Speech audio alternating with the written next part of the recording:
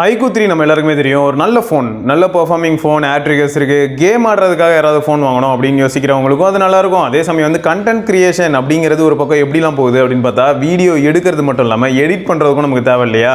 இப்போ எனக்கு தெரிஞ்ச நண்பர் கூட எப்படி யூஸ் பண்ணுறாருன்னு பார்த்தீங்கன்னு வச்சுக்கோங்களேன், F62ல வீடியோ எடுக்கிறாரு. அந்த எடுத்த வீடியோவை iQOO 3ல எடிட் பண்ணுறாரு. ஸோ இந்த மாதிரி யூஸ் பண்ணிட்டு இருக்காரு.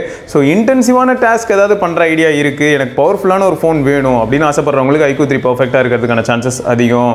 ஏன் திடீர்னு iQOO 3 பார்த்தீங்கன்னா ஒன்றில் 22,000 ரூபாய்க்கு iQOO அவங்களோட அஃபீஷியல் வெப்சைட்டில் வித்துக்கிட்டு இருக்காங்க. iQOO 3 8 128GB மாடலை 22,000க்கு விற்கிறாங்க.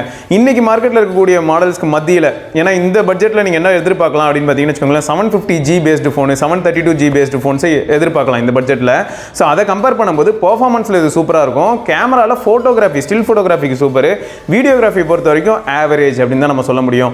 ஸோ iQOO 3 வாங்குறதா இருந்தால் இது ஒரு நல்ல டைம். 22,000க்கு நீங்கள் அவங்களோட அஃபிஷியல் வெப்சைட்லேயே வாங்க முடியும்.